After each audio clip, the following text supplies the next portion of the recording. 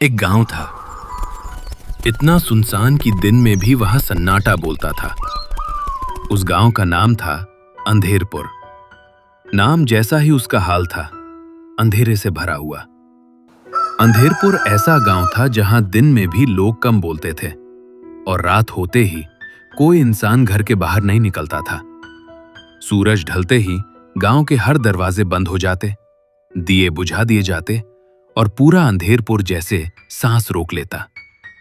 कहते थे, रात में अंधेरपुर की गलियों में कुछ ऐसा घूमता है जो इंसान नहीं है। उसी गहरे अंधेरे में एक रात एक साइकिल गांव की ओर बढ़ती चली आ रही थी। साइकिल चला रहा था बाबूलाल, जंगल के कच्चे रास्तों को चीरता हुआ, पसीने और डर से भीगा हुआ। पेड़ों की परछाइयां जैसे उसके साथ साथ चल रही थी और हर हल्की सी आहट पर उसका दिल जोर से धड़क उठता था। कुछ ही दिन पहले उसके पिता का देहांत हुआ था। उसी शोक की चुप्पी उसके भीतर भी पसरी हुई थी। गांव में अब उसका कोई अपना नहीं बचा था, सिर्फ पुश्तैनी निशानियां थी। एक जर्जर सा पुराना घर और थोड़ी सी खेती की जमीन। उन्हीं को बेचने के लिए वह इस रात गांव लौट रहा था। हे भगवान, ये जंगल खत्म ही नहीं हो रहा। कितनी देर से साइकिल चला रहा हूं मैं। हर तरफ बस सन्नाटा है। ऐसा लग रहा है जैसे कोई देख रहा हो। डर लग रहा है, बहुत ज्यादा डर। बस भगवान, किसी तरह जल्दी से गांव आ जाए, वहीं की एक छोटी सी रोशनी दिख जाए तो दिल को सुकून मिल जाए। अब ये अंधेरा और सहा नहीं जाता। कुछ देर बाद साइकिल के पहिए धीरे धीरे चलते हुए बाबूलाल को गांव की सीमा तक ले आते हैं। जैसे ही उसकी नजर गांव पर पड़ती है, उसका दिल एक पल को ठिठक जाता है। पूरा गांव असामान्य रूप से अंधेरे में डूबा हुआ था। न किसी घर से दिए की रोशनी, न कहीं से कुत्तों के भौंकने की आवाज। सिर्फ हवा थी जो गलियों से होकर गुजरते हुए कोई अनकही बात कानों में फुसफुसा रही थी। बाबूलाल साइकिल रोक लेता है। उसकी उंगलियां हैंडल पर कस जाती हैं। अरे ये क्या? गांव में इतना सन्नाटा क्यों है? किसी भी घर में दिया तक नहीं जल रहा। आज तो सब कुछ बिगड़ा हुआ सा लग रहा है। चलो, मैं यहां से आगे पैदल ही चलता हूं। बाबूलाल धीरे धीरे पैदल अपने घर की ओर चल पड़ा। कुछ दूर जाने के बाद वो एक घर के सामने पहुंचा। उस घर के बाहर एक बूढ़ा आदमी बैठा था जिसका नाम हरिराम था। हरिराम अपने ऊपर एक चादर ओढ़े हुए था। जैसे ही उसने बाबूलाल को जाते हुए देखा, उसने उसे रोकने के लिए आवाज दी। ये कौन है जो इतनी रात को गांव की तरफ जा रहा है? कहीं बाबूलाल तो नहीं? रुको जरा, पहले आवाज देकर बुलाता हूं। अरे ओ बाबूलाल, बाबूलाल, यहां आओ। अरे हरी काका, एक बात बताओ ना, आज गांव में इतना अंधेरा क्यों फैला है? ना किसी घर में दिया जल रहा है, ना चौपाल पे कोई दिख रहा है और ना ही कोई आदमी बाहर निकल रहा है। ऐसा लगता है जैसे पूरा गांव सांस रोक कर बैठा हो। हर तरफ सन्नाटा, बस ये अजीब सी खामोशी। कहीं कुछ अनहोनी तो नहीं हो गई काका? अरे अरे बेटा, क्या तुम बाबूलाल हो? बेटा, कितने साल हो गए रे, तू गांव नहीं आया। तेरे बाप का निधन हो गया था बेटा। उस दिन पूरा गांव खड़ा था, लेकिन तू नहीं आया बाबूलाल। क्या इतना भी वक्त नहीं था अपने बाप की चिता को कंधा देने का? शहर ने तुझे इतना बड़ा बना दिया कि तू अपने ही गांव को भूल गया। तो क्या करता मैं, हारा कहा था मैं।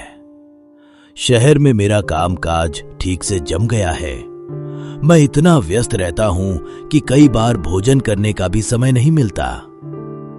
फिर भी मैंने उनसे कई बार कहा था, आप मेरे साथ चलिए, मैं सब संभाल लूंगा। लेकिन वे गांव छोड़कर आने को तैयार ही नहीं थे। तो बताइए मैं क्या करता? कभी जिम्मेदारियां जीत जाती हैं और कभी दिल हार जाता है। अच्छा किया बाबूलाल, बहुत अच्छा किया तूने। जा अपने घर जाकर देख क्या हाल हो चुका है। आज तुम जैसे बच्चों की सजा पूरा गांव भुगत रहा है। हमने तो सिर्फ भरोसा किया था, पर तूने उस भरोसे को ही आग लगा दी। जा बेटा, जा जल्दी घर जा। शायद वहां तुझे अपनी गलती का असली मतलब समझ आए। और तुमने पूछा था ना कि गांव में रात को कोई दिया, कोई बल्ब क्यों नहीं जलाता? तो याद रखो बेटा, जैसे ही अंधेरे में रोशनी जलती है ना, वो अपनी आंखें खोल देता है, और जिसने उसे देख लिया वो फिर कभी अपने घर नहीं लौटा। अब एक भी सवाल मत पूछना, धीरे से मुड़ो और अपने घर चले जाओ। हरिकाका की बातें सुनकर बाबूलाल के कदम अपने आप उसके घर की ओर बढ़ गए। रात का सन्नाटा इतना गहरा था कि उसकी चाल की आवाज भी उसे डरा रही थी। कुछ देर चलने के बाद जब वह अपने घर के पास पहुंचा तो उसके कदम ठिठक गए। जैसे ही उसने घर की तरफ नजर उठाई, उसके शरीर में एक ठंडी सिहरन दौड़ गई। छत जगह जगह से टूटी हुई थी, दीवारों में गहरी दरारें पड़ चुकी थी, आंगन में कूड़ा कचरा बिखरा पड़ा था, सूखे पत्ते और मिट्टी हर ओर फैली हुई थी। उस घर को देखकर ऐसा लग रहा था मानो ये बरसों से बंद पड़ा हो, मानो इसमें इंसान नहीं बल्कि कोई डरावनी कहानी रहती हो। हवा जब टूटी हुई छत से टकराती तो घर से अजीब सी कराहने जैसी आवाज निकलती। बाबूलाल समझ नहीं पा रहा था ये वही घर है या अंधेरे ने इसे कुछ और ही बना दिया है। अरे ये क्या हाल हो गया इस घर का? सिर्फ 2 ही महीने हुए हैं पिताजी को गुजरे हुए, और 2 महीनों में घर की ये हालत। मैंने तो सोचा था घर जमीन बेचूंगा, अच्छा पैसा मिलेगा, बाकी की जिंदगी मजे से कटेगी। लेकिन अब इस जर्जर उजड़े घर को देखकर कौन लेगा इसे? अब मैं क्या करूं? जिस घर से उम्मीदें थीं, आज वही घर मेरे लिए मुसीबत बन गया है। बाबूलाल जैसे ही घर के अंदर कदम रखता है, उसकी नजरें चारों तरफ घूम जाती हैं। टूटी फूटी दीवारें देखकर उसके माथे पर बल पड़ जाते हैं। प्लास्टर झड़ चुका था, जगह जगह दरारें पड़ी थीं।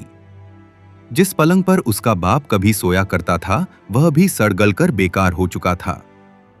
उसके सीने में गुस्से की आग भड़क उठती है, मन ही मन बड़बड़ाता है। ये कैसा बाप था मेरा, घर का ख्याल तक नहीं रख पाया। भगवान जाने अब इसकी मरम्मत कब होगी और मैं इसे बेचूंगा कब। वो ये सब सोच ही रहा था कि अचानक सन्नाटे के बीच किसी ने उसका नाम लिया। बाबू, तू आ गया बेटा? बाबू, तुमने बहुत देर कर दी। मैं कब से तुम्हारा इंतजार कर रहा था। हर पल लगा अब आओगे, बस अभी आओगे। पर अब सब ठीक हो जाएगा ना बाबू? ये कैसे हो सकता है? आप मुझसे बात कैसे कर सकते हैं? आप तो मर चुके हो ना पिताजी? हाँ बेटा, मैं तो बहुत पहले ही मर चुका हूं। तुम्हारी याद में जिस पलंग पर तुम अभी बैठे हो ना, उसी पलंग पर मैं सर सर कर मर गया था बाबू। पूरी जिंदगी बस एक ही काम किया, अपने परिवार के लिए जीता रहा। अपनी हर खुशी, अपनी हर चाहत, सब कुछ दांव पर लगा दिया। तुम्हारी मां हमें बहुत पहले छोड़कर चली गई थी। उस दिन के बाद मैंने ही तुम्हें मां भी दिया और बाप भी। रात रात भर जागकर तुम्हारा ख्याल रखा, भूखा रह गया पर तुम्हें कभी भूखा नहीं सोने दिया। बस यही सोचा मेरा बेटा काबिल बन जाए, और जब तू काबिल बन गया बाबू, तो तूने अपने बाप की तरफ एक बार भी पलट कर नहीं देखा। जिस घर को स्वर्ग बनाने के लिए मैंने अपनी पूरी जिंदगी खपा दी, आज वही स्वर्ग खंडहर बन चुका है। यहीं इसी घर में अकेला तड़प तड़प कर मर गया था मैं। 2 महीने बाद गांव वालों को पता चला। तब तक मेरा शरीर पूरी तरह सड़ चुका था बाबू। मरते वक्त बस एक ही सवाल था, मेरा बेटा एक बार भी मुझे देखने क्यों नहीं आया? नहीं पिताजी, आपको शायद कोई गलतफहमी हो गई है। मैं आपसे बहुत प्यार करता था पिताजी, और आज भी करता हूं। आज मैं आपके सामने सिर झुकाकर माफी मांगने आया हूं। अगर मुझसे कोई गुनाह हुआ है तो मुझे सजा दीजिए। कृपया मुझे मार कर दे दीजिए पिताजी। मैं सब जानता हूं बेटा, तू यहां क्यों आया है। जिस घर को मैंने अपने खून पसीने से स्वर्ग बनाया था, उसे बेचने आया है तू। पर याद रख, ऐसा होने में कभी नहीं दूंगा। मैं ऐसे किसी भी बच्चे को नहीं छोड़ता जो बड़े होने के बाद अपने माँ बाप का ख्याल नहीं रखता, जो उन्हें बोझ समझकर ठोकर खाने के लिए छोड़ देता है। माँ बाप को किसी चीज का लालच नहीं होता बेटा।